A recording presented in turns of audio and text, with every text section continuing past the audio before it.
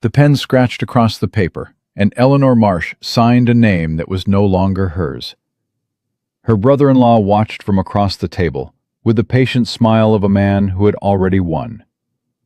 Outside the window, her husband's house, her house, 4 years of her life, stood solid and indifferent in the Cincinnati morning light. She set the pen down. She picked up her coat. She did not look back at the document, at the house, at the man still smiling.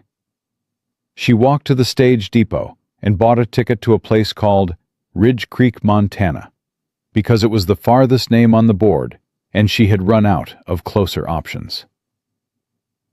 If this story is already pulling at something inside you, please subscribe to this channel and follow Eleanor's journey all the way to the end.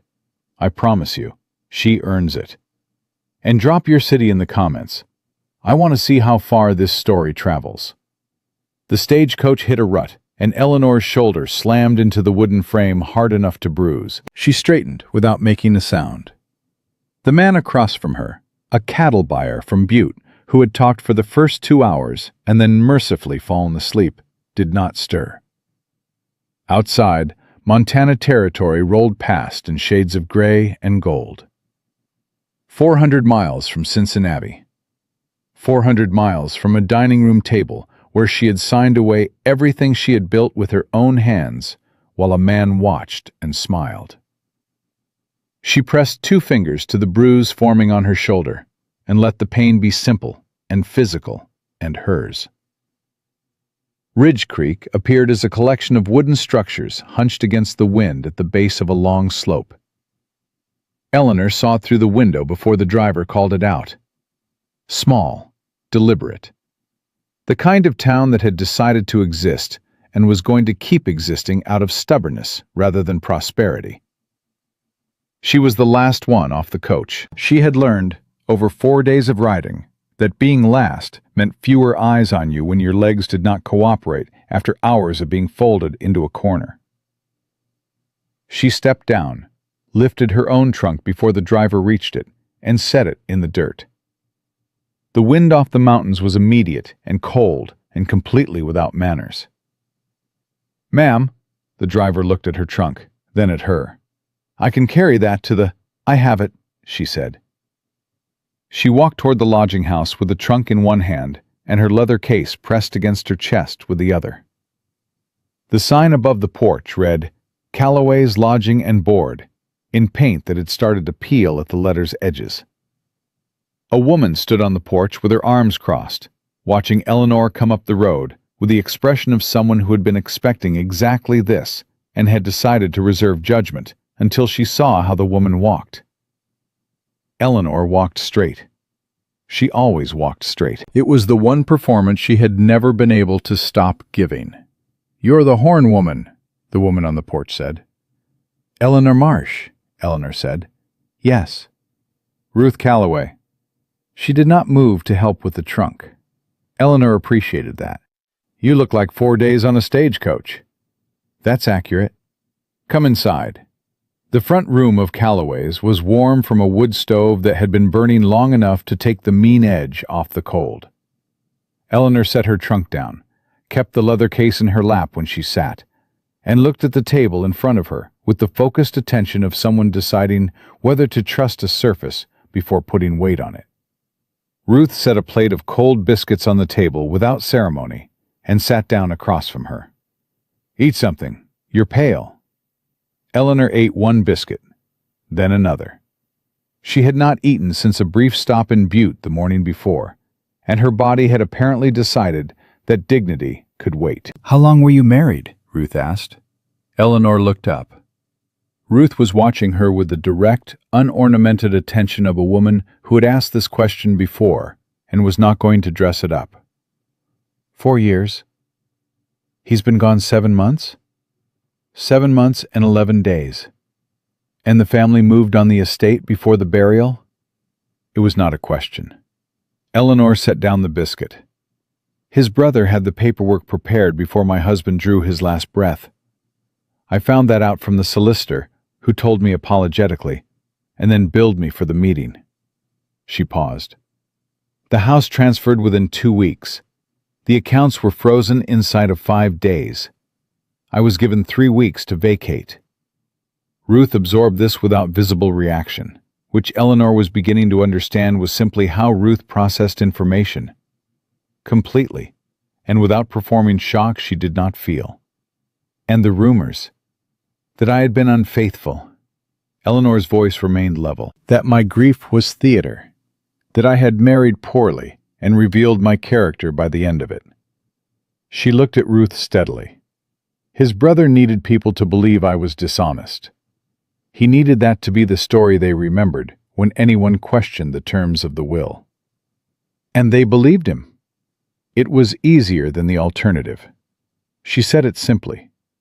Believing a woman when her account contradicts a respected man's account is genuinely inconvenient for most people.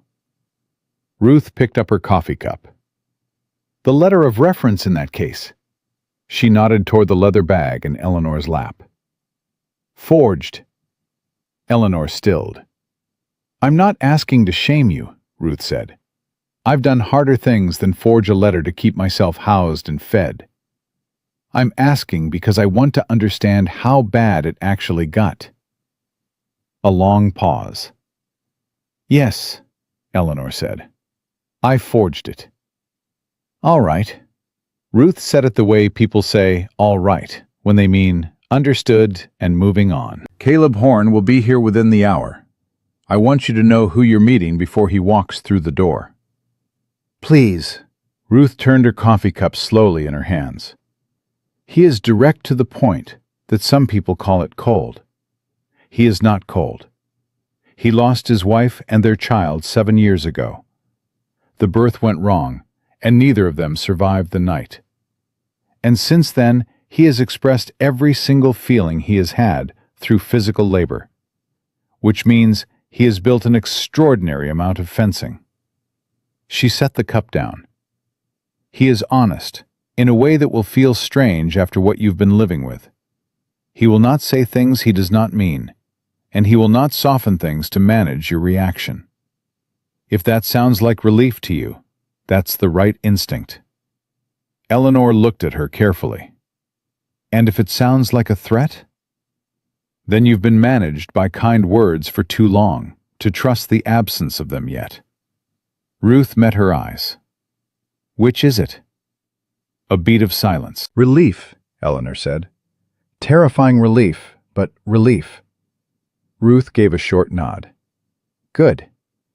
They heard the boots on the porch before the door opened, a steady, unhurried tread that did not slow or hesitate before entering. He came through the door, and the room did not shrink for it. He was tall and broad through the shoulders, and he moved like a man who had learned to take up only the space he actually needed. Dark hair, gray at the temples. A jaw set with a kind of permanent patience. He had his hat off before he fully crossed the threshold. His eyes found Eleanor immediately and held. They were dark and direct, and they looked at her in a way she had almost forgotten was possible, as though she were a person he was genuinely trying to see, rather than a variable he was trying to assess. Mrs. Marsh, he said, low voice, unhurried. Eleanor stood. Mr. Horn.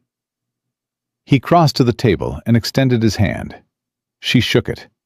Brief, firm, released without lingering. He pulled out the chair across from her and sat. Ruth stood, said, I have work, and disappeared with the precision of a woman who had been timing that exit. Caleb set his hat on the table. He looked at Eleanor and did not speak immediately, and she did not fill the silence. And she had the distinct impression that this, too, was something. That they were both already learning the shape of each other in the quiet before words. I want to be straight with you, he said. My letters were straight, and I don't intend to change that now you're here. I'm counting on it, Eleanor said. He looked at her briefly. Something shifted, slight recognition. The ranch is 40 working acres, cattle, horses, A dog who believes he is in charge, clean, but not comfortable in the way you're probably accustomed to. He paused. When I said I needed someone willing to work, I meant it straight. Not willing to endure, willing to work. There is a difference, she agreed. I need a partner who tells me the truth of things, including when she's struggling. I've had enough quiet suffering in that house to last my lifetime. Something moved through his voice on that sentence, a fault line he had learned to walk carefully. I don't want more of it coming in through the front door. Eleanor set her hands flat on the table. Mr. Horn, I want to be equally straight with you. Go ahead. I came here because I had no remaining options I was willing to accept. She did not lower her eyes. My husband has been dead 7 months. His family took the house, the accounts, and my name along with them. I have $43, 4 years of account ledgers I kept without credit or acknowledgement, and the letter of reference that is, she held his gaze without flinching, not legitimate. Silence. She pushed through it. I'm telling you this now rather than later, because you said you need honesty, and I intend to offer it from the first moment rather than the convenient one. If that changes your assessment of this arrangement, I need to know before your wagon takes me 40 acres from the nearest town. Caleb was very still. His eyes did not move from her face. The ledgers, he said. You kept them yourself. She had expected anger, suspicion, the careful retreat of a man recalculating. She had not expected that. 4 years, quarterly summaries, monthly expense tracking, vendor contracts, payroll for 11 employees. She paused. My husband preferred the word, I not appear in connection with any of it. My accounts are 3 years behind proper recording. Caleb said it with the flat delivery of a man confessing something that has been irritating him for 3 years. I know what I have and what I owe, but I cannot prove either of it on paper. Anyone who wanted to challenge my land claim right now could do it with paperwork and win. Eleanor looked at him. Is that a theoretical concern or a current one? Current.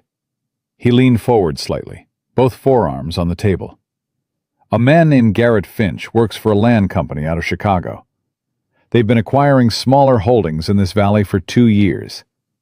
They want a corridor of land, mine and 2 neighboring ranches, to sell to the railway at a margin that would make a lesser man's eyes water. He's made me 2 written offers, both legal, both written by someone who counts on the recipient not reading carefully enough. Do you still have them? In the house. I want to read them tonight. Something in Caleb's expression shifted. Not surprise, but recalibration. The slight adjustment of a man revising an assumption. All right, he said. He looked at her for a moment longer. Then he said, the letter of reference.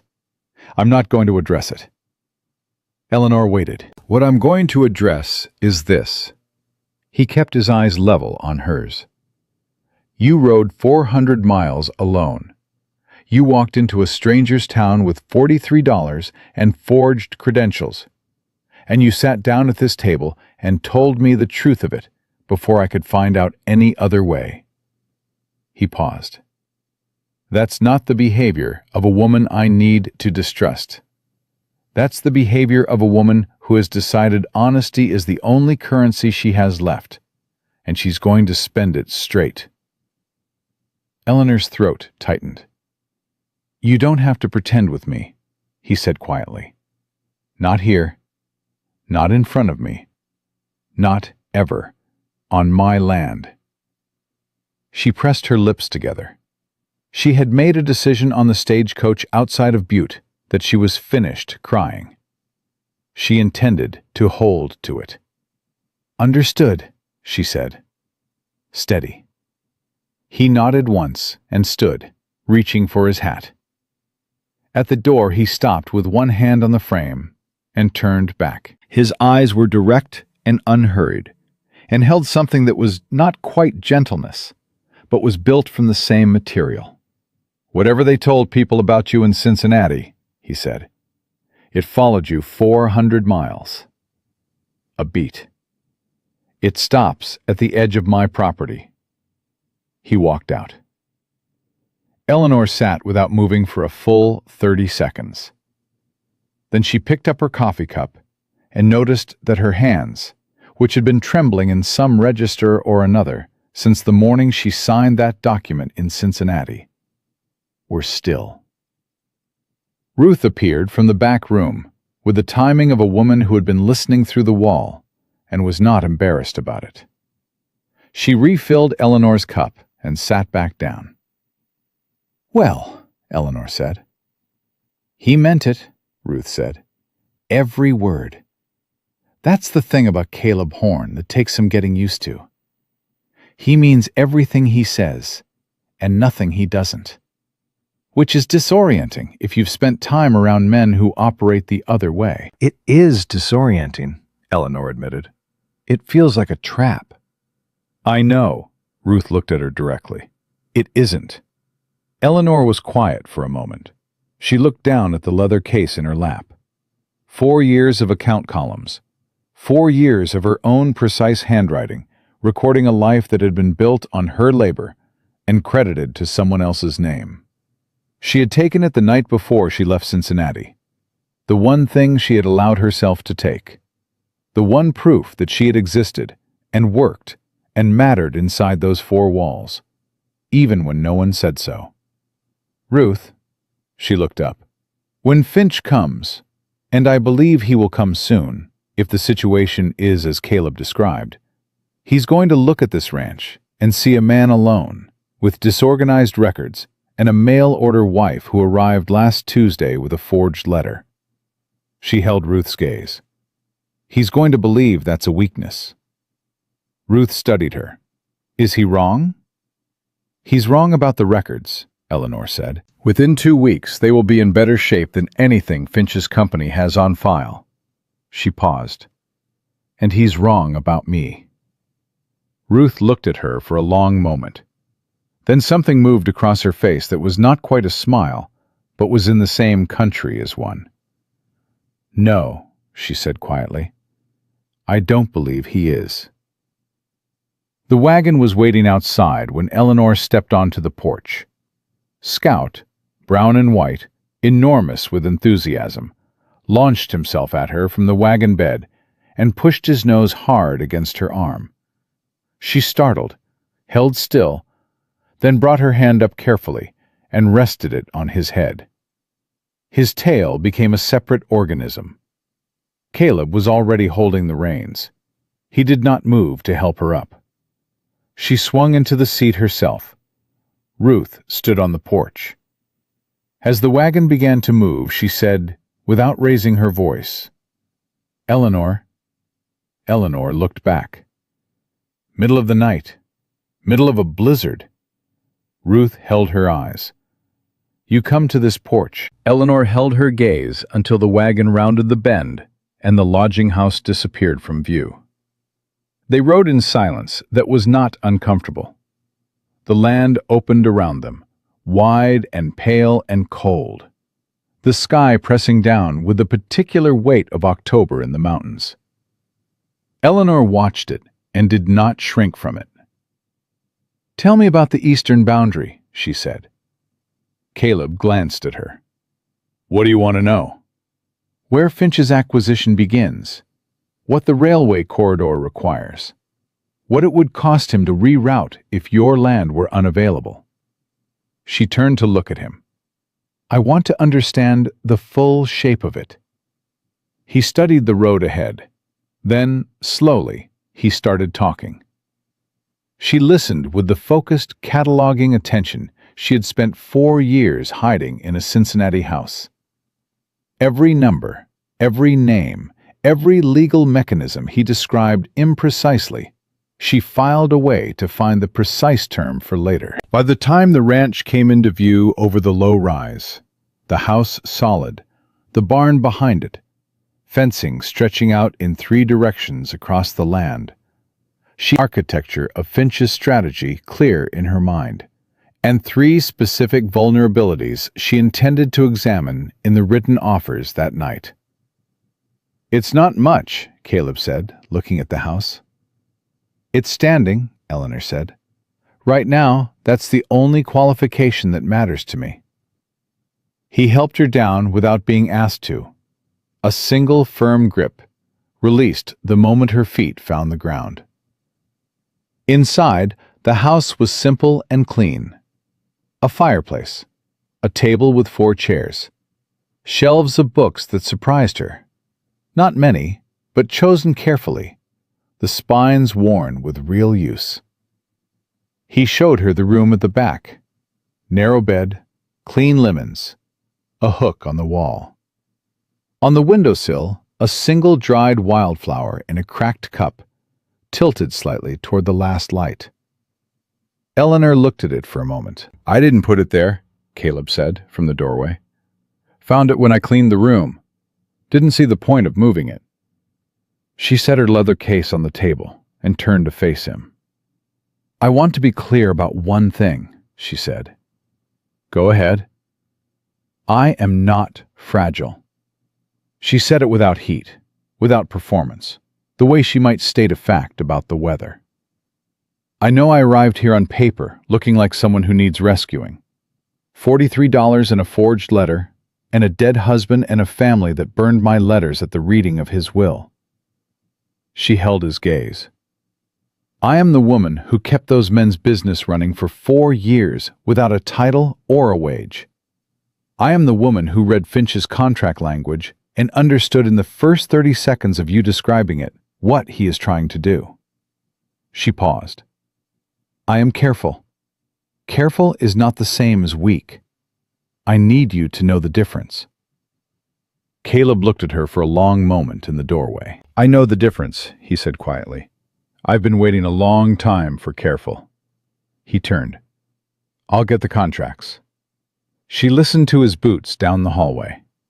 She looked at the wildflower on the windowsill, dried and still upright, tilted toward a light that had long since moved on. She opened her leather case. She laid her ledgers on the table and smoothed the first page with the flat of her palm. She picked up her pen. Garrett Finch did not yet know her name. He did not know that the disorganized ranch he was planning to dismantle on paper had just acquired the one thing it had been missing. He did not know that the woman sitting at the backroom table in the fading October light had spent 4 years learning exactly how men like him worked. From the inside, in precise columns, in ink that did not lie. Eleanor Marsh had arrived hollow. She had signed away her name in Cincinnati and ridden 400 miles to a place she had chosen with her eyes closed. But she was here. Her hands were steady. Her pen was moving. And for the first time in 4 years, the work she was doing was entirely, completely, and irrevocably her own. The contracts were worse than she had expected. Eleanor sat at the backroom table with the 2 documents spread flat in front of her, and Caleb's lamp pulled close, and she read each page twice, once for the surface meaning, and once for what the language was designed to obscure. Outside, the wind had picked up and was pressing against the house in long, slow pulses. Scout had settled at her feet without asking permission. She had not told him to move. Caleb sat across from her at the same table, not watching her read, but not pretending to be elsewhere either. He had a piece of harness leather in his hands that he was working with a small tool, methodical and quiet, the way a man works when he wants to be present without being intrusive. She finished the second document and set it down. "He's not buying land," she said. Caleb looked up. "He's buying time." She turned the second contract to face him and pressed her finger to a clause midway down the second page. "This language here, contingent upon survey completion and territorial registration. That's not standard purchase language. That's a mechanism to hold the property in legal ambiguity for 18 to 24 months, while the railway commits to the corridor route. Once the railway commits, the land value triples. He pays you today's price and collects tomorrow's profit. Caleb set down the harness. He leaned forward and looked at the clause without touching the paper. I read that as a delay in payment. That's what it's written to look like. She pulled the first contract alongside it. Look at the same section in the first offer. He revised it between the two. The first version was cleaner. You might have caught it. The second buries the same mechanism inside 3 subordinate clauses and a paragraph about survey costs that has nothing to do with anything. She looked at him directly. He revised it because someone almost caught it. Possibly you. Caleb was very still. I asked him to clarify that section, he said slowly. He said it was standard territorial language. It is not standard territorial language. No, he said. I didn't think so. But I couldn't say exactly why, and I had no one to... He stopped. His jaw tightened slightly. I had no one. Eleanor looked at him for a moment. She did not offer comfort. He did not seem to want it, and she respected that too much to manufacture it. You have the letters he sent with the offers? In the tin box on the shelf. She retrieved it, sat back down, and went through the letters with the same systematic attention. Caleb watched her work. He had the expression of a man recalibrating. Not uncomfortably, but genuinely. The way a person adjusts when reality turns out to be different from the shape they had prepared for. He'll come back, Eleanor said without looking up from the third letter. Soon. The railway company's survey team is scheduled to move through this valley in the spring. That's what this reference to the March timeline means. He needs your signature before the survey, because after the survey, the land value is public record and he can't lowball you with a straight face. How long do we have? She checked the date on the most recent letter. He wrote this 6 weeks ago. He'll be patient for another few weeks, and then he'll appear in person. She looked up. When he does, do not let him inside this house. Caleb looked at her steadily. That's direct. He's better in enclosed spaces. Men like him, men who use language as their primary instrument, they are better when they can control the environment. Outside, in the open, on your land, the advantage shifts. She held his gaze. This is your land. Make him feel that. Caleb was quiet for a moment. You know men like him. It was not quite a question. I was married to one, she said. A quieter version. Less financially ambitious, more personally controlling. Same mechanism. The language that sounds like one thing and means another. The revision of terms after you've already agreed in principle. The use of your own uncertainty against you. She set the letter down. I spent 4 years learning to read the gap between what was said and what was meant. I did not enjoy the education, but I am apparently keeping it. Caleb picked up the harness again. He did not speak immediately, and she had learned, in the span of an evening, that this was not disengagement. It was how he thought. He processed in the quiet, and then spoke from the result rather than from the middle. My wife, he said finally, without looking up from the leather. She was the one who handled the business side of things. She had a mind for it, faster than mine, more organized. He worked the tool in a slow, even stroke. When she died, I just kept the land going. Numbers, records, contracts. I let it go because every time I sat down to do it, it was her handwriting in the old ledgers, and I couldn't... He stopped. Finch came along 2 years later, and I think he knew, somehow, what kind of shape the records were in. Men like that always know where the soft ground is. Eleanor listened without filling the space when he finished. She was learning that about him too. That he said what he meant and then stopped. And that the stopping was the response. "The records are not going to be soft ground for much longer," she said. He looked up. "Give me 2 weeks," she said. "Everything you have, receipts, tallies, whatever you've written on whatever surface you could find. I'll build you 3 years of clean records that would hold up in a territorial court." She paused. "And when Finch comes, he is going to find that the woman who answered a marriage advertisement and arrived with a forged letter of reference has built a paper wall he cannot get through." Caleb looked at her across the table in the lamplight and said nothing for a long moment. "Why?" he asked. She blinked. "Why what?" "Why does it matter to you? This land, these records. You've been here 6 hours. Eleanor looked down at the contracts in front of her. It was a fair question. She took it seriously. "Because Garrett Finch is the same project as my brother-in-law," she said slowly. "Different scale, same principle. Find a person who has built something real, find the gap in their paperwork, and take it from them, using the tools they do not understand well enough to fight with." She looked up. "I understand those tools. I could not use them to save my own house because the law was arranged against me before I knew to fight. I can use them here." She paused. "And because you told me it doesn't follow me onto your land. What was done to me in Cincinnati," her voice was even. "I don't offer loyalty cheaply or quickly. But I know what it is worth when someone earns it." Caleb held her gaze for a long moment. Then he set the harness leather on the table and stood.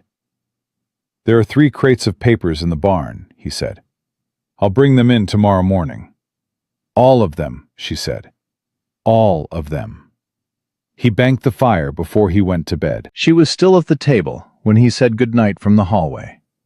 And she was still at the table an hour later when the house went quiet around her, and the only sounds were the wind and Scout's breathing at her feet, and the scratch of her own pen beginning the first new column. She did not sleep much. That was not new. Sleep had been a negotiation since Cincinnati, arriving in fragments and departing without warning. But the quality of the wakefulness was different here. It was not the vigilant, listening alertness of a woman waiting for the shape of a problem she could not name. It was the clean, purposeful wakefulness of someone in the middle of work that mattered. By the time the sky through the window went from black to gray, she had completed a preliminary inventory of every document Caleb had left on the table. She had begun a master ledger page with column headers. She had written 4 specific questions she needed answered to understand the property's legal boundaries, and she had identified the exact clause in Finch's second contract that, if challenged in the right venue with the right documentation, could void the agreement entirely. She heard him in the barn before she heard him in the house. The low, patient sounds of a man beginning work before the light fully cooperated. Scout lifted his head, wagged once, and put his head back down. Caleb came in with cold on his coat and wood smoke on his hands from the barn stove, and stopped when he saw her still at the table. "You sleep?" "Some," she said, which was approximately true. He looked at the expanded array of documents she had organized into 4 distinct groups on the table. He looked at the new ledger page with its clean column headers. He looked at her. "You've been at this all night." "I've been productive all night. There's a difference." He almost smiled. It did not fully arrive, but it came close. A slight shift at the corner of his mouth that she filed away as significant. He hung his coat and put water on without being asked, and brought 2 cups to the table. He sat down and looked at the question list she had written. "These 4 things," he said. "The Eastern Boundary Survey. When was it last done, and is there a recorded copy? The water rights on the creek. They're not mentioned in either of Finch's offers, which means either they're not legally attached to the property, or he's hoping you won't notice that they should be. The original land grant documentation. I have it. I need to see it. It's in the same tin box. She reached for the box. He put his hand out and opened it himself and found the grant document folded in thirds at the bottom. He unfolded it and passed it across. She spread it flat and read it, and then went very still. Caleb. Yeah. She looked up. The original grant includes a 30-foot easement along the creek's entire length on your property. She turned the document to face him and pointed. This language here. Do you understand what that means in the context of the railway corridor? He leaned in and read it. She watched his face as he read and saw the moment he understood. A slight sharpening. A stillness that was different from his usual stillness. The railway can't use the corridor without creek access, he said slowly. Not without a separate negotiation for easement rights that are currently attached to your land grant, recorded in the territorial office, and not mentioned once in either of Finch's purchase offers. She held his gaze. He either doesn't know this is here, which I doubt, or he was counting on you not knowing. The silence between them had a different quality now. Not the careful quiet of two people learning each other's rhythms. Something more charged. If I hold the easement, Caleb said, the railway needs me at the table. Not Finch, not the land company. Me. You don't have to sell anything, Eleanor said. You could negotiate an easement lease.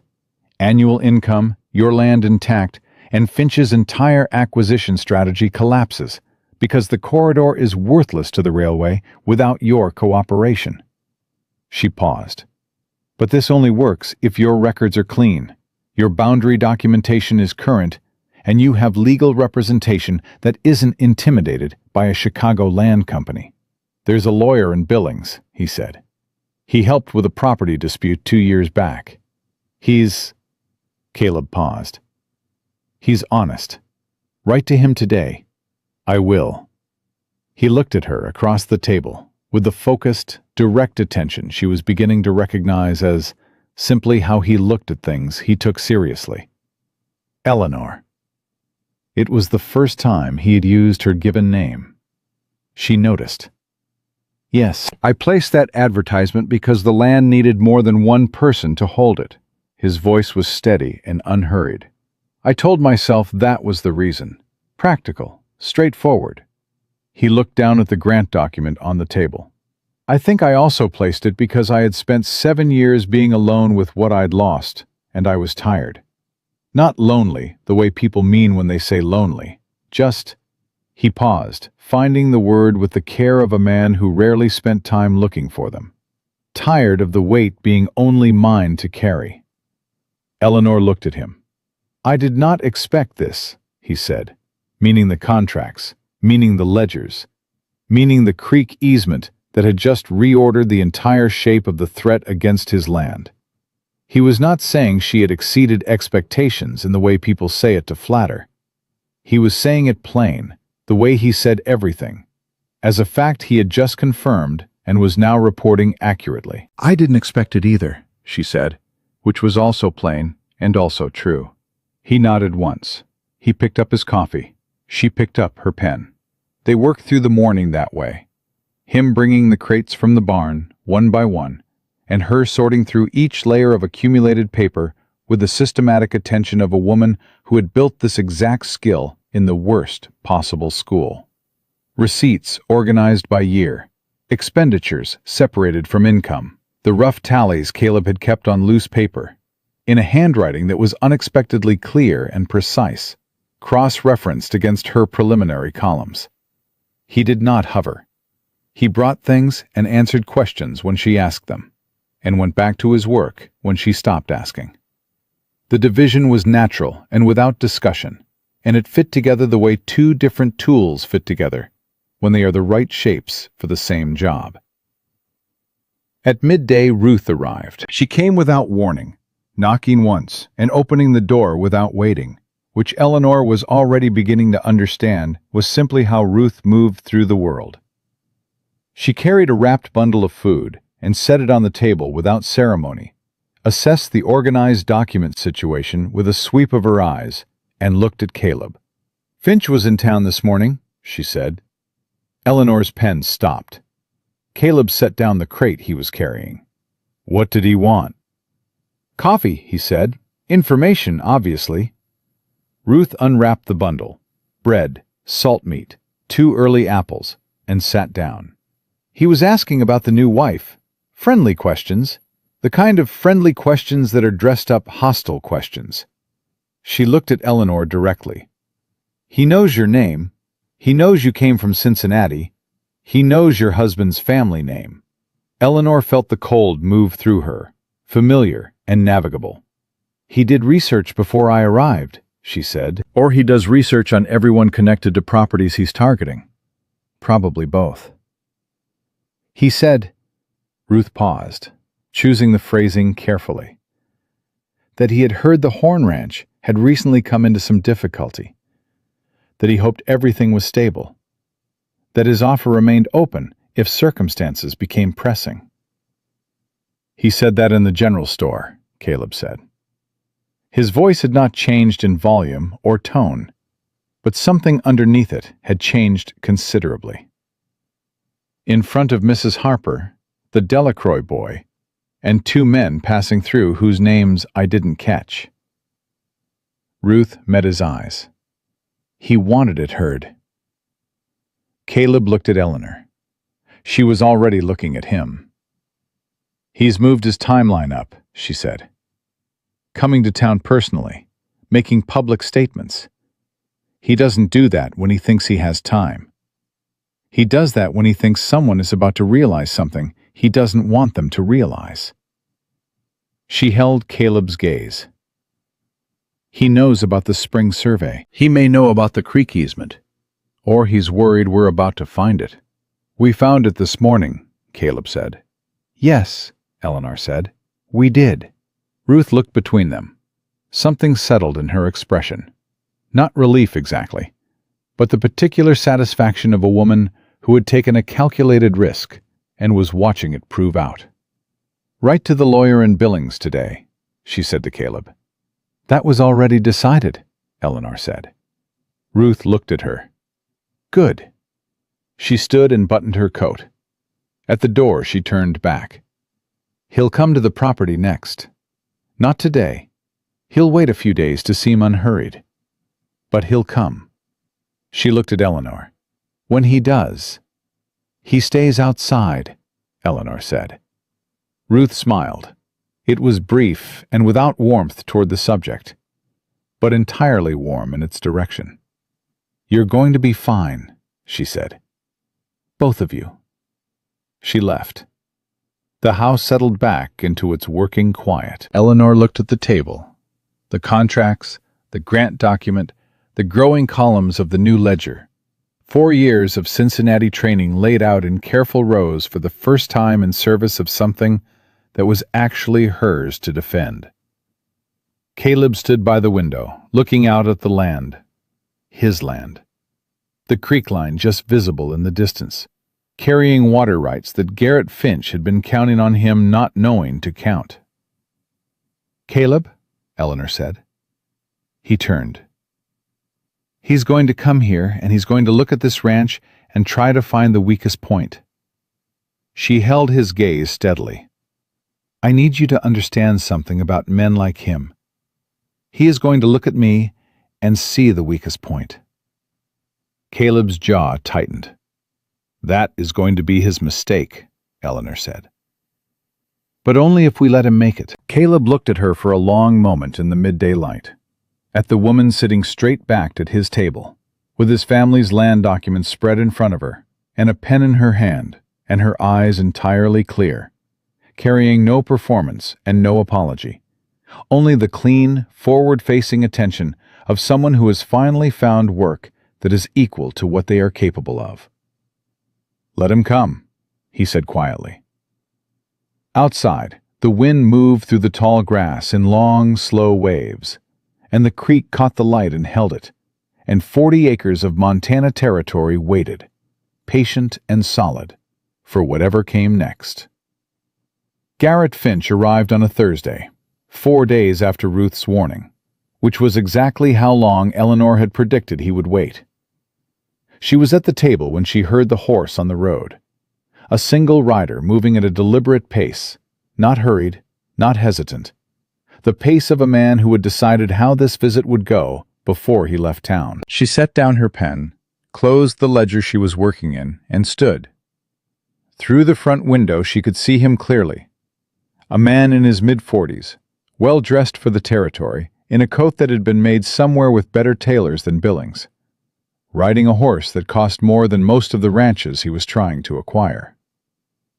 His posture was easy and open and entirely constructed. She had known men who sat a horse exactly that way. Her husband's brother sat a horse exactly that way. She went to the door and opened it before he reached the porch. He pulled up at the edge of the yard and looked at her with a smile that had been calibrated to land just below warm. Friendly enough to disarm, controlled enough to signal that the friendliness was a choice he could revoke. "Mrs. Horn," he said. "Mrs. Marsh," Eleanor said. "I kept my name." A slight pause. He adjusted. "Of course, my apologies. Is your husband available?" "He's working," she said. She stayed in the doorway. She did not invite him in. She did not step out to meet him. She held the threshold the way Caleb had taught her, without knowing he was teaching her, simply by existing on his land, with his particular quality of stillness.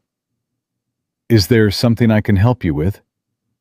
Finch swung down from the horse, with the practiced ease of a man who wanted the movement to look casual. He looped the reins over the fence post with the assumption of someone accustomed to making himself at home in other people's yards. "I've been meaning to introduce myself," he said, walking toward her. "Garrett Finch. I have some interests in the valley. Land, investment, development opportunities." He stopped at a comfortable conversational distance, not too close, calibrated. "I've had correspondence with your husband over the past year." "I know," Eleanor said. "I've read it." Another slight adjustment behind his eyes. "Thorough," he said, and made it sound like a compliment and a note at the same time. "Mr. Finch." She kept her voice even and her eyes on his. "My husband will be back from the north pasture within the hour. You're welcome to wait by the fence." She paused one beat. "I'll let him know you came." Finch looked at her. He had a particular way of looking, a surface pleasantness with something assessing moving underneath it, like a river that looked calm from the bank. "I'd hate to trouble him if it's not necessary. Some of what I wanted to discuss is fairly straightforward. The offers he's received are still open, and with the spring coming on, the timing is worth considering." He tilted his head slightly. "Perhaps you and I could speak briefly, since you've read the correspondence." "We could," Eleanor said, "but anything we speak about briefly will be spoken about again in full when my husband is present.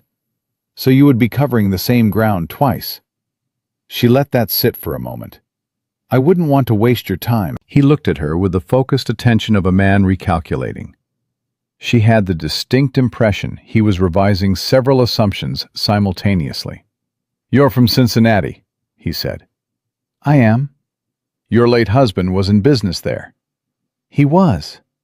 "I may have done some business with associates of his family." He said it the way people drop names they want you to feel the weight of.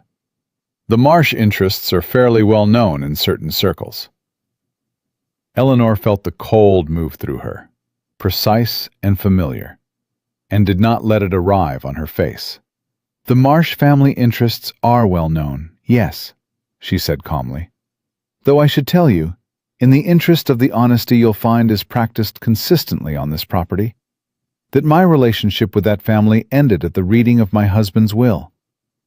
Anything they may have told you or your associates about me should be understood in that context." Finch looked at her for a moment. Then he smiled, a different smile than the first one, smaller and more genuine, which was in some ways more dangerous. "You're direct," he said. "My husband values it," she said. "So do I." "Then I'll be direct as well." He clasped his hands in front of him, a gesture of reasonableness. "The railway survey comes through this valley in March. After that survey is complete and the corridor route is confirmed, the land values in this specific stretch will increase significantly. The offers I've made to Mr. Horn reflect current value, which is fair market today. After March, I won't be in a position to offer what I'm offering now." He held her gaze with the patient confidence of someone delivering information they believe the other person cannot adequately counter. "I'd hate for a family just establishing itself to miss a real opportunity." Eleanor looked at him steadily. "That's very considerate," she said. "Can I ask you something?" "Of course." "The survey in March, does it cover water rights as well as land boundaries?" The pause was brief, less than a second. But Eleanor had spent 4 years reading the pauses of men who used language as their primary weapon, and she caught it clean. "Surveys are fairly comprehensive," he said. "Because I've been reviewing the original land grant documentation," she said, "and there's a recorded easement along the creek that runs the full length of the eastern boundary, 30 feet, registered at the Territorial Office in 1871. She watched his face with the calm, focused attention of a woman holding a very specific card and waiting to see which way the other player moved. "I imagine the survey team will document that as well." Finch was very still. "I mention it," Eleanor continued, her voice entirely pleasant, "because the offers we receive don't reference the water rights at all," which seemed like an oversight worth noting, since any development along the corridor would presumably require creek access. She tilted her head slightly, a gesture she had copied without realizing it from Ruth. "Wouldn't you agree?" The silence stretched for 4 full seconds. Then Finch said, "Where did you find that documentation?" "In the tin box on the shelf," she said, "where my husband keeps his records." Finch looked at her with an expression that had finally dropped its calibration entirely. What was underneath was not anger. It was the focused, cold attention of a man who had just identified an obstacle he had not previously mapped. "Mrs. Marsh," he said, "I think your husband and I should speak directly." "I agree completely," she said. "He'll be back within the hour." He held her gaze for another moment. Then he turned and walked back to his horse without another word, unhitched the reins, and mounted with the controlled, careful movements of a man who was deciding something. He looked back at her once from the saddle. "You've been thorough," he said again. "Yes," she said, "I have." He rode out. Eleanor stood in the doorway until the sound of the horse faded completely. Then she let out a slow, steady breath and pressed the heel of her hand against the doorframe and held it there for a moment. Not trembling, not overcome, just releasing a pressure that had been building since she heard the horse on the road. Scout appeared from around the side of the house and pressed his entire head against her knee. "Good dog," she said. She heard Caleb before she saw him. His boots on the path from the north field, his stride longer than usual, which she had learned meant he had seen something from a distance and come in faster without wanting to look like he'd come in faster. He rounded the barn and saw her in the doorway, and his eyes swept the yard once, noting the fresh horse tracks of the fence post, and then came back to her face. "Finch," she said. He crossed the remaining distance in 8 steps. "How long ago?" 5 minutes. He rode back toward town." She stepped aside and let him through the door and closed it behind them. "He came alone. He stayed outside." Caleb turned. He looked at her with the direct, focused attention she had seen him use on problems he was taking seriously. except that it was turned fully on her now. And it was not just problem assessment. It was something else underneath that he was not yet naming. "You all right?" "I'm fine," she said. And then, because she had promised him honesty, and she intended to keep that promise precisely. "My hands were cold the entire time. I could feel my pulse in my throat. I did not show either of those things, but I want you to know they were there." He looked at her for a moment. "That's not weakness," he said. "I know," she said. "I'm not reporting it as weakness. I'm reporting it because you asked, and we agreed on honesty." She moved back to the table and sat down. "He knows about the easement. Or he knew before he came and wanted to see if I'd found it, which amounts to the same thing. The pause when I mentioned it was," she chose the word carefully, "revealing." Caleb sat across from her. "What did he say?" "He said the survey would be comprehensive. He said the offers still stand. He referenced the Marsh family name, which was meant to unsettle me." She looked at Caleb directly. "He's done research. He knows what happened in Cincinnati. Probably not the details, but the outline. He was testing whether I could be rattled using it." "Could you?" "No," she said. "Not by him." She paused. "By other things, possibly. Not by Garrett Finch." Caleb was quiet for a moment. "He'll go to the lawyer. He'll pull the territorial records himself to verify the easement and figure out how to work around it." "He won't be able to work around a recorded grant easement," Eleanor said. "Not legally. He may try to argue that the easement is inactive or that use rights have lapsed. There are some territorial precedents for that argument, which is why I want the lawyer in Billings to file a formal easement declaration before the March survey. Get it on record as active and maintained." She paused. "Did you write to him this week?" "Sent it Tuesday," Caleb said. "I should have an answer by end of next week." "Good." She looked at the ledger in front of her. "The records will be in order by then. I want to send a full accounting summary with the second letter, so he understands the complete financial picture before Finch gets to him first." Caleb looked at her across the table. He had the expression of a man who kept finding that the floor was more solid than he expected. A recurring, quiet surprise that had started to look something like wonder. "You thought of that," he said. "Finch will contact the lawyer," she said, "or someone representing the land company will. They want to know who Caleb Horn has advising him, and whether it's worth the trouble of a legal contest. If the lawyer already has a clean, complete financial picture from our side, before that contact happens, it changes the shape of the conversation." "How do you know he'll contact the lawyer?" "Because that's what I would do," she said simply, "if I were him." Caleb looked at her for a long moment. Then something shifted in his expression. Not the almost smile from the morning, but something closer. Something that had a different quality. He looked at the documents on the table.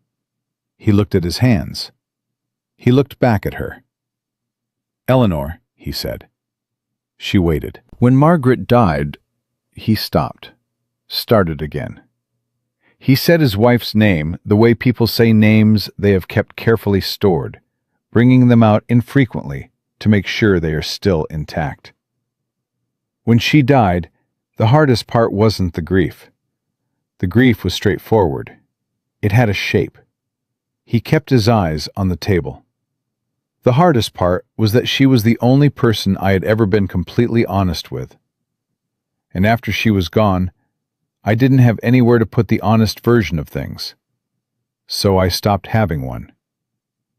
Eleanor did not move or speak. "I don't tell people that," he said. "I know," she said quietly. He looked up. "I'm telling you." The house held that for a moment. Outside, Scout had settled against the front door. The wind was in the grass, and the creek was doing what the creek did, and the October light was going amber through the window and sitting on the table between them. "I had the opposite problem," Eleanor said finally. I had things I was honest about internally, constantly. I kept track of everything. Every discrepancy, every inconsistent told, didn't match the version I had witnessed. I kept meticulous internal records. She paused. But I had no one to tell them to, so they just... She looked at the ledgers on the table. Piled up. Like these. Caleb watched her. I think that is what happened to my handwriting, she said, and it came out almost dry, almost not serious. And she was surprised to hear it, because she had not made anything like a joke in 7 months, and this was the closest she had come. Caleb looked at her. The almost smile arrived fully this time, brief, real, and entirely without performance. It crossed his face and was gone, but it had been there, and she had seen it, and something between them shifted with a weight and a warmth that neither of them commented on. The shift lasted exactly as long as it took for hoofbeats to return on the road. Not 1 rider, 3. Caleb was at the window in 4 steps. Eleanor was right behind him. Through the glass they could see Finch returning, and beside him a man in a town suit she didn't recognize. And behind both of them, riding slightly apart, Thomas Greer, who owned the ranch directly north of Caleb's property, and whose land Finch also wanted for the corridor. He went straight to Greer, Eleanor said. He knew I'd have more standing to contest the easement if Greer supported the creek rights argument. Caleb's jaw had set. Greer's been wavering on the offer for 6 months. Finch has been working him. What's Greer's situation? Older. No family left on the land. His son went to Denver and didn't come back. Caleb watched the 3 riders approach. He's tired, and Finch knows it. Eleanor looked at the 3 men slowing in the yard. Finch's second visit, same day, with reinforcements. That was not patience. That was pressure. That was a man who had gone back to town, made 2 fast stops, and returned inside of 90 minutes because something had shifted in his calculation, and he wanted to reestablish momentum before she and Caleb had time to build more of their own. He's scared, she said. Caleb looked at her. Of the easement, yes, but more than that. She watched Finch dismount in the yard with his calibrated casualness. He came back the same day. Men like him do not move that fast unless they've realized the window is closing. She turned to Caleb. Go out. I'll stay inside. Let him see that you are not alone in there, that there's a light on and someone at the table. But don't bring me into it yet. Let him think he has the meeting he wanted. Caleb looked at her steadily. And then, she said, you ask him to put his revised position in writing. Tonight, if possible. Tell him you need time to review it with me. She paused. Use the word advisor. Caleb looked at her with something that was absolutely not the almost smile, and was something deeper and more considered. You are my advisor, he said. I know, she said. I want him to know it too, but in the right order. He held her gaze for one more moment. Then he took his hat from the hook, settled it, and opened the front door. Eleanor moved to the table. She opened the ledger to a fresh column page, picked up her pen, and held it ready. Through the window, she could see Caleb walk out to meet Finch in the yard, steady and unhurried, moving across his own land with the particular authority of a man who had been standing on it for 15 years and intended to stand on it for 15 more. She heard Finch's opening words, friendly and measured, and heard Caleb's response. 4 words, quiet and direct, and watched the shape of the conversation shift in real time from something Finch was controlling to something he was no longer controlling. She looked down at the fresh ledger page. She wrote the date at the top. She wrote Finch's name. She wrote the time of the first visit and the time of the second, and the names of the two men he had brought with him. She wrote what had been said and what had not been said, and what the gap between those two things meant. She had kept meticulous internal records for 4 years, with nowhere to put them. She had somewhere to put them now. Outside, Caleb's voice was steady and even, and entirely without fear. And Eleanor Marsh sat at the table in the lamplight, with her pen moving in clean, certain columns, and the two of them held the line together. Him at the yard's edge, with his boots on his own ground. Her at the table, with her pen on her own page.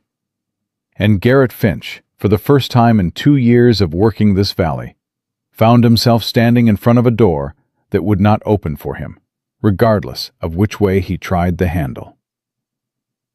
Finch did not put anything in writing that evening. He had stood in the yard with his two companions and talked for 20 minutes in the careful, circling way of a man trying to locate an opening that had been closed before he arrived. Caleb had answered each approach with the flat, patient directness that Eleanor was beginning to understand was not stubbornness. It was simply the way he occupied space when he had decided something. He did not argue. He did not elaborate. He answered what was asked and offered nothing beyond it.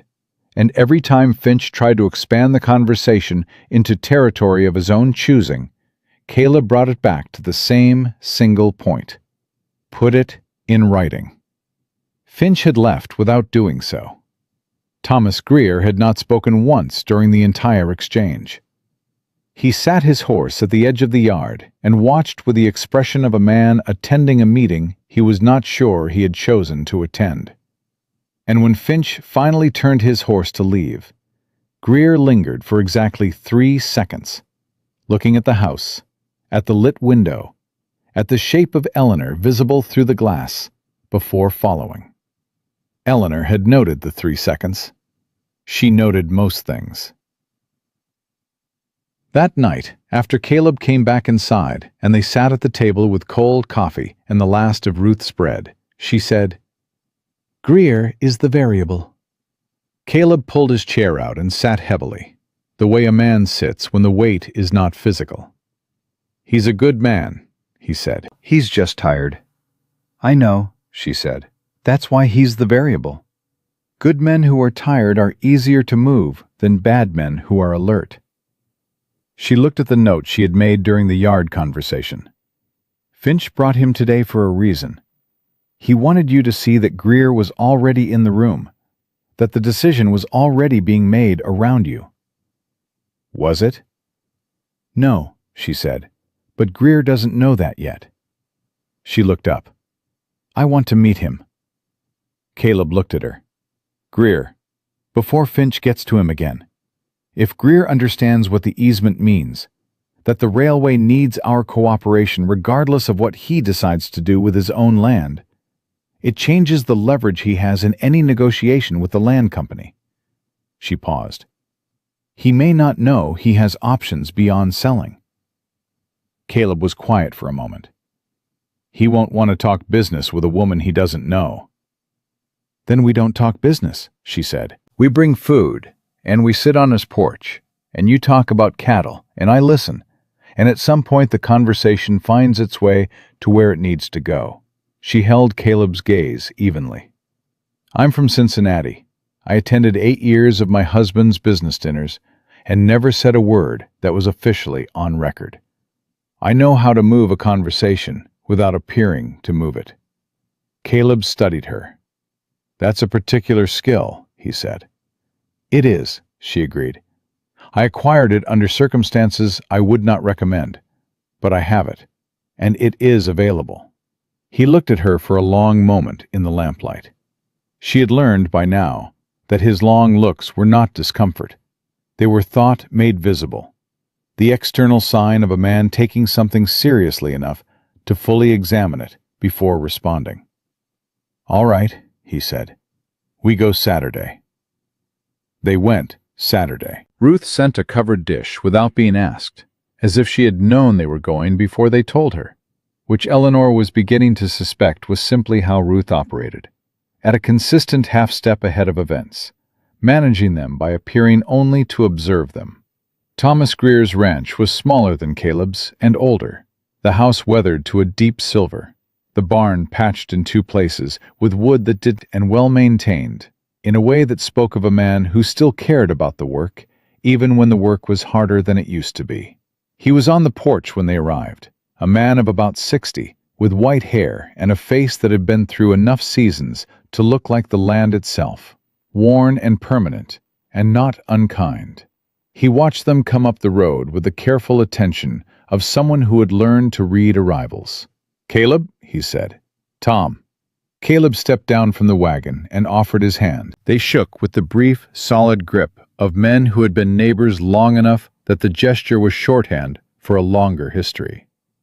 "You know my wife?" Greer looked at Eleanor with a careful neutrality. "Seen her in town," he said. "Heard some things." "I imagine you have," Eleanor said pleasantly, stepping down herself without waiting. She carried Ruth's dish and extended it toward him with the simple directness of a woman delivering something that needed no explanation. "From us? Or from Finch? Or from both?" Greer looked at the dish. He looked at her. Something shifted slightly in the careful neutrality. Not warmth, but the First Amendment toward it. He took the dish. "Come up," he said. They sat on the porch, the three of them, and talked for a while about nothing important. The late-season grass, the creek level, a section of Greer's northern fence that had given way in last month's wind, and whether it was worth replacing before winter or after. Caleb talked easily and without performance, which Eleanor had noticed was one of his most disarming qualities. He was genuinely interested in the things he asked about, and people felt that, and it made them open in ways that calculated friendliness never could. Eleanor listened. She asked 2 questions, both about the ranch. Nothing about Finch, nothing about the corridor, nothing about the easement. She let Greer look at her sideways 3 or 4 times while he was talking to Caleb, and she met each look with the neutral, attentive expression of a woman who had nothing to prove and no particular agenda, which was the most honest expression she had worn in years, and also, she recognized, the most strategically useful. After an hour, Greer said, "Finch came to see me Wednesday." Caleb nodded. "I heard. Said you'd found something in the land records, something about the creek." Greer's voice was careful. "Said it was complicated." "He described it as complicated," Eleanor said, "because, from his position, it is." She kept her voice conversational, the way she might discuss the weather. "From your position, and from ours, it's fairly straightforward." Greer looked at her directly for the first time in the conversation. "What does that mean?" Eleanor set down her coffee cup. "The easement on Caleb's property means the railway cannot use the corridor without negotiating creek access separately, regardless of what happens with the land purchases. They need Caleb at the table." She paused. "What most people don't know yet, because the survey hasn't been completed, is that the creek runs through your property as well, and the original territorial water rights in this valley were granted collectively to the ranches along the creek's length." She looked at him steadily. "Which means they need you at the table too." Greer was very still. "Finch didn't mention that." "No," Eleanor said. "He wouldn't." Silence on the porch. A hawk turned slow circles above the north field. Greer looked at his hands. "I was going to sell," he said. It came out quietly, like a confession. "Not because I wanted to, because I couldn't see the other side of staying." He looked at Caleb. "My son's not coming back. I can't work this land alone much longer. And Finch, he made it sound like the only question was when, not whether." "That's what he does," Caleb said. His voice was quiet and without judgment. "He makes it sound like the decision's already been made." "It wasn't," Eleanor said. "It isn't." She looked at Greer carefully. "You have a water right that a railway company needs. That is not a man with no options. That is a man who hasn't yet been told what his options actually are. She paused. There is a lawyer in Billings, honest, no connection to the land company. Caleb has already written to him. If you want, your name can be in that letter. Greer looked at her for a long moment. The careful neutrality was fully gone now. In its place was something raw, the expression of a man who had been carrying a weight in a direction he hadn't chosen, and was being told for the first time that he could set it down and pick it up again differently. "Why are you doing this?" he asked. "You've been here 2 weeks." Eleanor looked at him directly. "Because someone should have told me what my options were before I signed a document I didn't have to sign," she said. "And because the same kind of man who took my house is trying to take yours. And I have the tools to help, and I'm going to use them." Greer held her gaze. Then he looked at Caleb. "She always talked this straight?"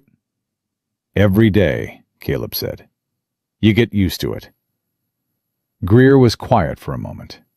Then he made a sound that was not quite a laugh, but was in the same territory. The sound of a man exhaling a weight he had been holding, without realizing how long he had been holding it. "Put my name in the letter," he said. The ride home was quiet in the way that felt full rather than empty. The late afternoon light was going long and gold across the land, and Scout was asleep in the wagon bed, and Caleb drove without rushing, the way he did most things, with a patience that had nothing passive in it. "He'll hold," Eleanor said after a while. "I think so," Caleb agreed. "Finch is going to find out about the meeting. He'll have someone in town who tells him things." She kept her eyes on the road ahead. "When he does, he'll move to the next stage, which is making the legal contest look expensive enough that it isn't worth pursuing. He'll hint at delays, at costs, at the territorial court process being slow and uncertain." She paused. "He's going to try to make the fight seem harder than the surrender." "Is the fight hard?" Caleb asked. "Harder than doing nothing," she said honestly. "Less hard than losing the land." She turned to look at him. "The lawyer will know what the actual costs and timelines look like. I don't want to guess at numbers I'm not certain of. But the easement documentation is clean, and the water rights precedent in the territory is on our side." She paused. "I'm not going to tell you it's simple. I'm going to tell you it's winnable." He glanced at her. "There's a difference." "You taught me that," she said, in so many words. He looked at the road ahead. Something moved through his expression, quiet and private, and not quite contained. He did not say anything for a moment. Then, "I've been thinking about what you said, about keeping internal records with nowhere to put them." She waited. "I did the same thing," he said. "Different kind. Not numbers, just—" He paused, finding the words with the care he always used for things that mattered.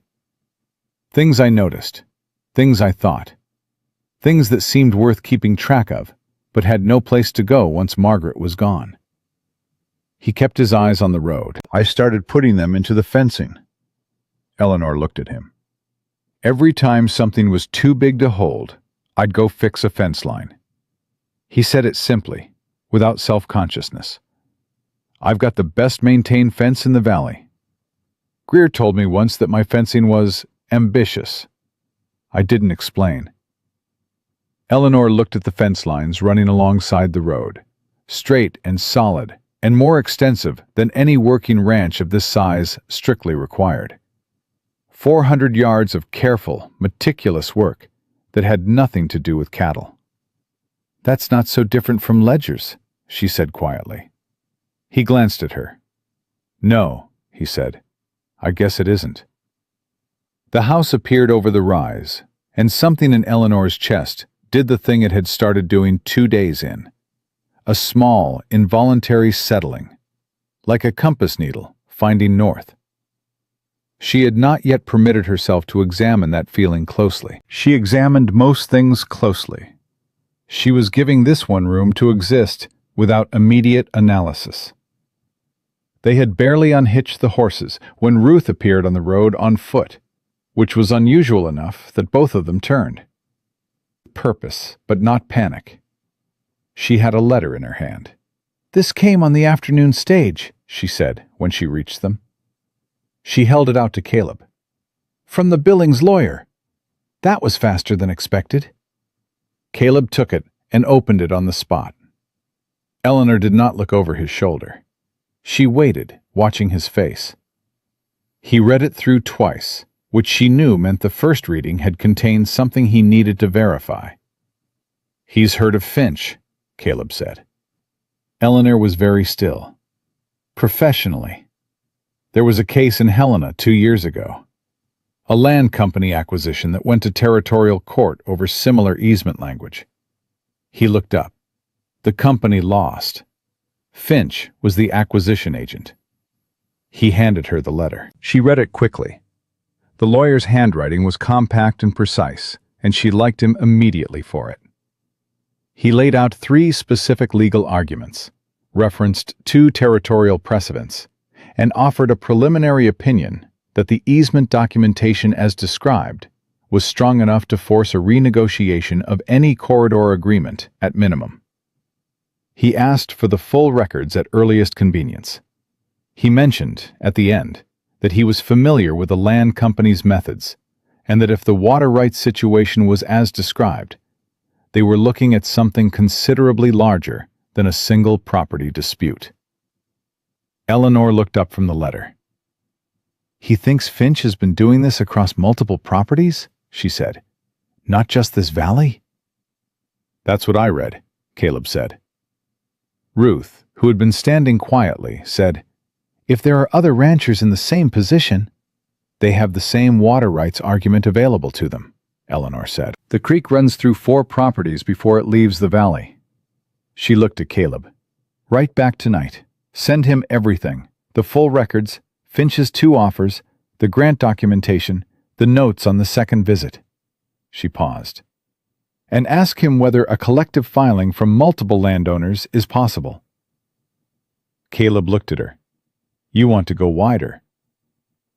"Finch came here expecting to find a man alone, with disorganized records and a new wife who would tell him to take the offer," Eleanor said. "I want him to find out that what he actually walked into was a valley that now knows what it has." Ruth looked at her for a moment, with the expression Eleanor had come to recognize. Not quite approval, because Ruth did not traffic in approval, but the particular look of a woman who had been watching something she expected and was satisfied to see it arrive on schedule. "I'll heat water for coffee," Ruth said, turning toward the house. "You'll be up late."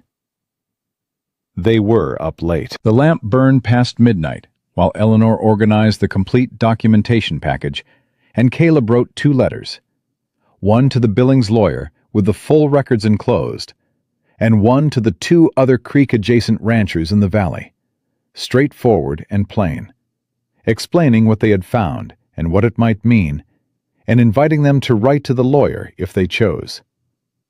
He let Eleanor read both letters before he sealed them.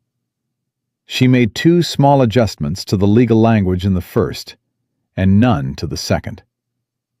"The second letter is good," she said. "It's plain," he said. "That's why it's good." She folded the first letter and placed it with the documentation. "Plain is what people trust. Complicated is what people fear." Caleb looked at her across the table. The lamp was burning low, and the house had settled into its deep nighttime quiet, and they had been working side by side for 4 hours with the easy, unself-conscious rhythm of people who had stopped negotiating the space between them and simply started sharing it. "Eleanor," he said. She looked up. "I want to ask you something, and I want you to answer straight." "When have I answered any other way?" she said, the almost smile. "Are you staying?" She held his gaze. It was not a question about Montana, or about the ranch, or about Garrett Finch and the spring survey, and the corridor of land that 3 families were now, quietly and collectively, preparing to hold. It was a question underneath all of those things. The question that had been present since the day she stepped off the stagecoach, dry-eyed and hollow, and sat in Ruth's kitchen and ate 3 biscuits and told the truth before she had been asked to.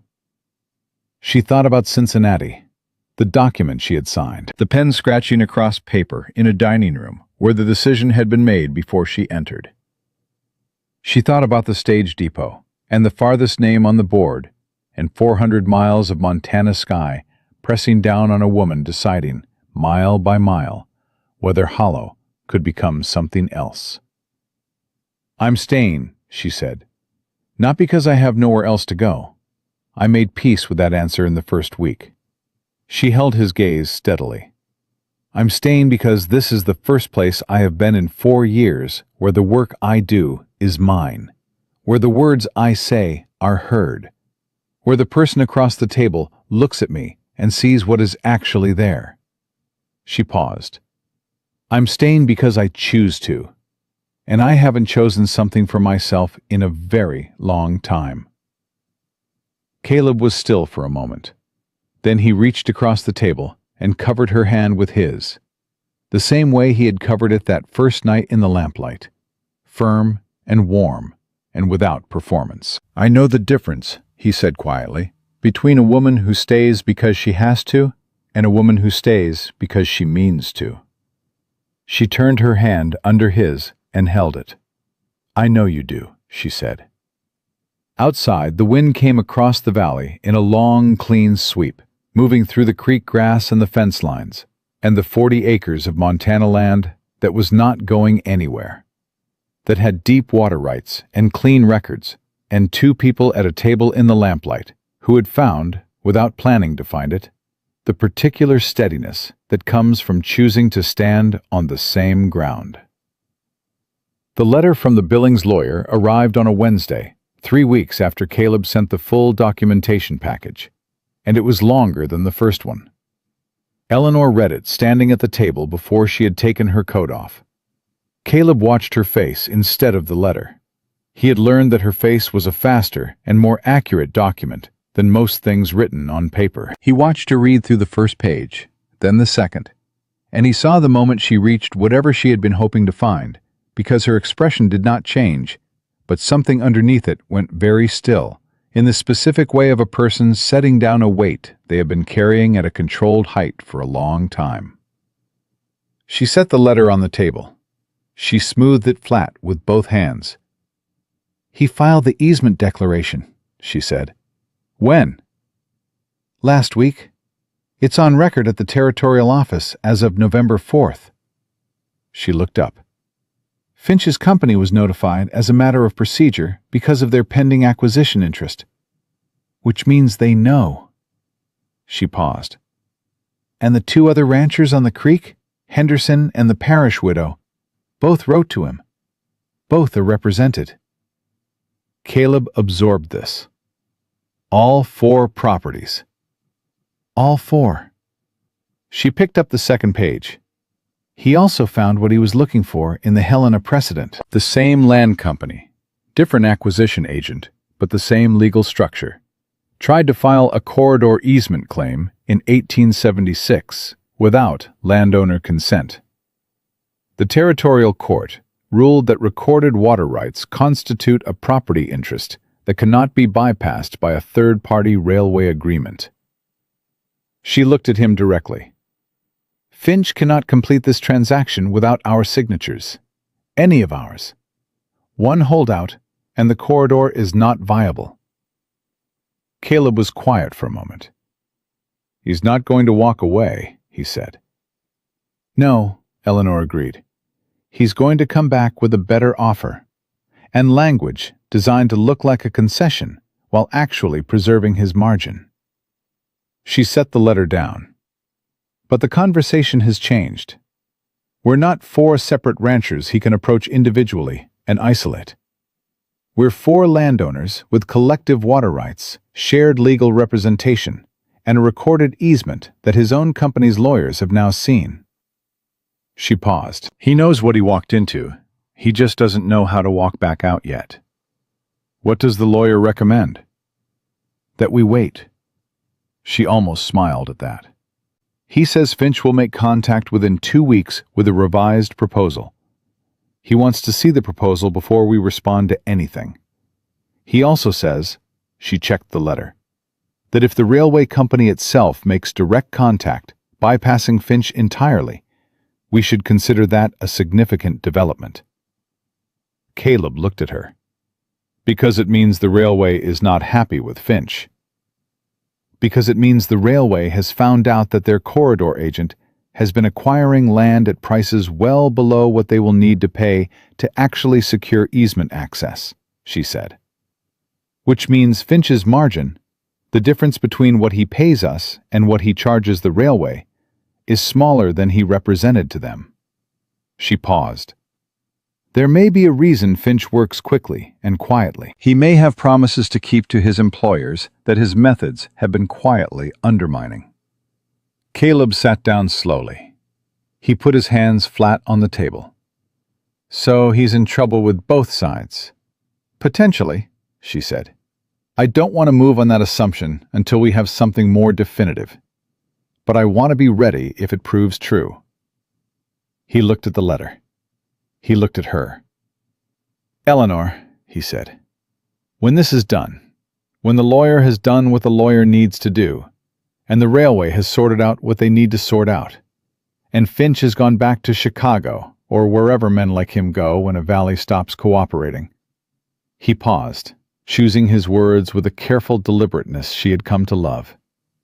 What do you want? She looked at him. It was such a plain question. It was the plainest question she had been asked in years. Perhaps the plainest question she had ever been asked by a man who was asking it, and actually waiting to hear the answer. I want to teach, she said, properly. Ruth has been sending children to the table in the afternoons, and I've been working with them informally. But I want to do it with intention. Ridge Creek doesn't have a school teacher, and the children are doing their letters on whatever scraps of paper their parents can spare. She paused. And I want the books, the records. I want what I built in the last 4 weeks to continue. I want to be the person who manages the business side of this ranch, because I am good at it, and because it matters, and because I am done doing work that matters without it being called by my name. Caleb looked at her for a long moment. Then that's what it is, he said simply. You don't need to think about it. I thought about it the second week you were here, he said. I just needed you to say it first. She stared at him. The second week? You reorganized the barn accounts on a Tuesday when I hadn't asked you to, he said. You found a billing discrepancy from 1875 that had been sitting in that crate for 3 years, and you corrected it and put it back without saying a word about it. He held her gaze with a steady, unhurried directness that was simply how he inhabited the world. A woman who does that kind of work in silence, because she's been trained not to claim it, is not a woman who should be working in silence. Eleanor pressed her lips together. She would not, she had decided. She held to it. She would not cry. But the feeling that moved through her was not grief's cousin. It was something she did not have a precise word for. Something that lived in the region of being fully, accurately, finally seen. Caleb, she said. Yeah? I need to tell you something I have not yet told you. He waited. The night before I left Cincinnati, she said. After I had packed the leather case and arranged for the trunk and decided that I was going, and it was final, I stood in the hallway of the house that was no longer mine, and I thought about every room in it. She kept her eyes on his. 4 years of my life in those rooms. 4 years of work. And I felt, she paused, nothing that I recognized as grief. Not for the house. Not for the man. Nothing that looked the way I had been told loss was supposed to look. She looked down at her hands briefly, then back up. I thought something was wrong with me, she said. I thought the absence of that particular grief was a flaw, a coldness. Another item in my brother-in-law's accounting of my failures as a woman and a wife. She paused. What I understand now, what I have understood slowly, in pieces, over the past 4 weeks, is that you cannot grieve a life that was not yours. You can only grieve the years you spent maintaining it. She held his gaze steadily. I was not cold. I was just already gone. Caleb was very still. I am not already gone from here, she said. He reached across the table and took her hand. Not the brief, firm grip of their first handshake, not the covering gesture of the evenings at the lamp. He held her hand the way a person holds something they intend to keep, and the distinction was as clear and unambiguous as anything he had ever said to her. I know, he said quietly. I can tell the difference. They heard the horse on the road before Scout had time to announce it, which meant the rider was moving fast. Eleanor was at the window in 3 steps. The horse was gray, the rider unfamiliar. Not Finch's posture, not Finch's coat, not the deliberate ease of a man managing impressions. This was a rider who had somewhere to be. He's coming here, Caleb said from behind her. The man pulled up at the gate and called out before he dismounted. Mr. Horn? Caleb went to the door. Yeah. Message from Billings. He reached into his coat and produced an envelope. Lawyer said, urgent. Caleb took the envelope, thanked him, and closed the door. Eleanor was already standing in the middle of the room. He opened it and read it, and this time she watched his face go through 3 separate expressions in 10 seconds. Surprise, then something that looked like grim satisfaction, then a long, steadying exhale. He handed it to her. She read it in 40 seconds. The railway company had made direct contact with the lawyer the previous day. They were not pleased with Finch. The word the lawyer used was significantly, as in significantly misrepresented the acquisition status of the corridor properties. The railway wanted to negotiate directly with the landowners. They were prepared to discuss easement leases rather than outright purchase. They wanted a meeting before the December survey team arrived. And Garrett Finch, the letter noted at the bottom, had quietly resigned from the land company's employment 4 days prior.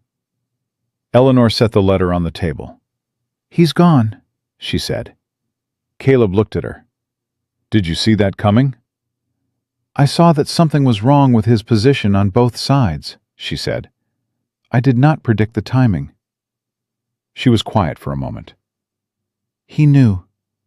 When I mentioned the easement on his first visit, he knew then that the acquisition was going to unravel. He spent 3 weeks trying to salvage it, and when he couldn't, he left before the railway could make it official. She looked at the letter. Men like him always leave before the accounting arrives. She sat down slowly. The sensation moving through her was not triumph. It was something quieter and more durable. The particular feeling of a problem you have worked hard and carefully that is resolved along the lines of the work rather than in spite of it. The meeting with the railway, she said. I'll write to the lawyer today. Tell him all 4 landowners need to be present, or none of us meet. She looked up at Caleb. Collective, the same way we filed. I'll tell him. Ruth came that afternoon, as Ruth tended to come when things had happened, with precise timing and no particular explanation for how she had known. She read the lawyer's letter at the kitchen table while Eleanor put water on, and Caleb leaned against the doorframe with his arms crossed, and Scout circulated between all 3 of them, looking for acknowledgement. Ruth set the letter down. She looked at Eleanor. She looked at Caleb. She picked up her coffee cup and was quiet for a moment in the deliberate way of a woman gathering something she wanted to say correctly. I have lived in this valley for 22 years, she said. I have watched 3 families lose their land to men who dressed it up in paperwork and patience. I could not stop any of them because I did not know what to stop. She paused. I knew what was happening. I did not know the mechanism. She looked at Eleanor directly. You knew the mechanism. Eleanor shook her head slightly. I knew one version of it from the inside. Caleb knew the land. Greer knew the history. Henderson knew which way the creek ran in spring flood. The parish widow knew her husband's original survey records better than anyone. She paused. None of us could have done this alone. Ruth held her gaze. No, she said. But someone had to know which pieces to put together. She said it plainly, without flattery, in the way she said everything. As a fact she had confirmed, and was now reporting accurately. That was you. The meeting with the railway company took place on a Tuesday in late November, in the lawyer's office in Billings, around a table with 4 ranchers on one side and 2 railway representatives on the other.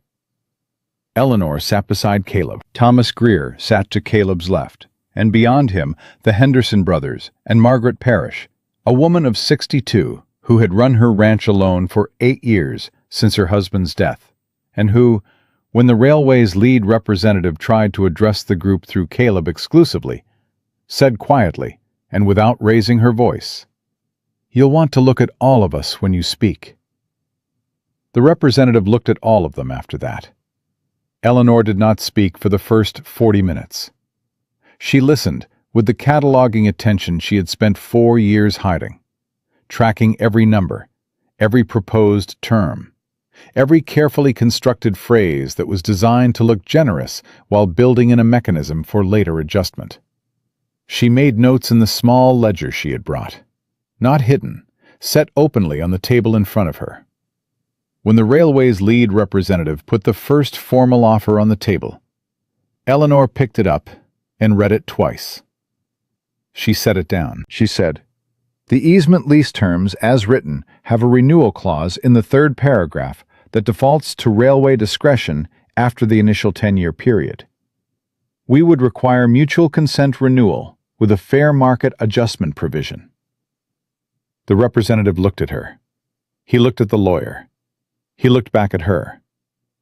"That's a significant ask." "It's a standard ask for any easement lease with a long-term infrastructure investment," she said calmly. "Your own company's land agreements in the Dakota Territory include that provision. I reviewed 2 of them in the public record before this meeting." The silence in the room had a particular quality. The lawyer covered a smile with his hand. The revised terms came back across the table 40 minutes later. Eleanor read them. She asked for 2 additional adjustments, both minor, both legitimate, both accepted with minimal discussion. The lawyer witnessed the signatures. All 4 landowners signed. The railway representatives shook hands with each of them, and when the lead representative shook Eleanor's hand, he held it a half-second longer than the others, and said, with the slightly stunned precision of a man recalibrating an assumption in real time, "You've done this before, Mrs. Horn." "Mrs. Marsh," she said pleasantly, "and no, this is the first time I've done it with my own name on the page." On the ride back from Billings, the sky was wide and gray, and the first real cold of winter was moving down from the mountains with the particular seriousness of a season that meant what it said. Eleanor sat beside Caleb in the wagon, with a wool blanket over her knees and the signed copy of the easement lease in the leather case in her lap. They rode for a while without speaking, which was comfortable in the way that silence becomes comfortable between people who have stopped needing to fill it. "Margaret Parrish," Eleanor said eventually. "What about her?" "She knew the water rights argument before I explained it. She knew the exact boundaries of her husband's original claim." Eleanor looked at the road ahead. "She's been waiting for someone to bring the pieces together for 8 years. "She has," Caleb said. "I want to ask her if she would be willing to speak with the other women in the valley, the ones whose husbands are fielding these offers, and who are sitting at kitchen tables at night looking at documents they haven't been given reason to understand." She paused. "They should understand." Caleb glanced at her. "You're going to organize the Valley women." "I'm going to make sure they have access to information they already have a right to," she said. "There's a distinction." "There is," he agreed. And she could hear in his voice the thing she had learned to hear there. The sound of a man who was not surprised, who had in fact anticipated something of this shape, who found it not alarming, but fitting. Exactly fitting. When they came over the rise and the ranch appeared below them, the house solid against the gray sky, the barn behind it, the fence lines running out in all directions across land that had water rights and clean records and a recorded easement, and 4 neighbors who had stood at the same table, Eleanor felt the settling in her chest that she had stopped trying to analyze and had simply started accepting as the compass finding north. Caleb pulled the wagon to a stop at the gate. He sat for a moment, looking at the house. She looked at him, looking at it, at the particular expression on his face, the one she had learned to read over 6 weeks of mornings and evenings and long nights at the lamp. The expression of a man who had built something out of grief and stubbornness and 7 years of solitary fencing, and was now looking at it and finding it had become, in some way he had not designed, genuinely full. "I need to fix the north fence before the snow comes," he said. Eleanor looked at him. "Is the fence actually broken?" A pause. "No," he said. She looked at him a moment longer. Then she looked at the house. "Then come inside," she said. "There's work to do." He climbed down. She climbed down. He took her hand as they walked through the gate, not to help her, not to guide her, simply to hold it. And she held his in return, with the same plain, unadorned intention. And Scout ran 3 circles around both of them, and then ran ahead to the door. Inside, the house was warm from the morning fire, and the lamp was still burning low on the table, and the ledgers were stacked neatly in the order Eleanor had built them. 4 years of Montana land made legible, made defensible, made permanent. Eleanor set the leather case on the table. She opened it and took out the signed easement lease and placed it in the tin box on the shelf, next to the original land grant, next to Caleb's letters, next to the documents that told the story of this land and who had chosen to stand on it. She closed the box. She turned around. Caleb was watching her from across the room with his hat in his hands and his dark eyes holding the particular steady light of a man who had lost the most important thing in his life, and then, without planning to, without daring to expect it, had found that the ground under his feet was still solid, and that there was someone standing on it beside him who had chosen to be there with her whole self and her whole mind and her whole considerable will. "You came here with $43, he said quietly, "and a forged letter." "I did," she said. "And you stayed." She looked at him across the warm, quiet room. This man who had said, "You don't have to pretend with me" on the very first day, and had meant it every day since. Who had built 1,000 yards of fence against his grief and opened his door to a hollow, dry-eyed woman from Cincinnati and given her a table to work at and a tin box full of documents to defend, and the first honest ground she had stood on in 4 years. "I stayed," she said, "because this is mine, and because you are the first person who ever made me feel that those 2 things were the same." Outside, the first snow of winter came down soft and steady over Ridge Creek Valley, over the creek with its recorded rights, and the fence lines with their patient history, and the 4 ranches holding the corridor that no one was taking from them. And inside the house the fire burned and the lamp burned, and Eleanor Marsh, not hollow now, not pretending, not running toward the farthest name on any board, stood in the home she had chosen with the man who had chosen her back. And for the first time in longer than she could precisely remember, she was exactly where she had decided to be. And that was not the beginning of something. That was the thing itself.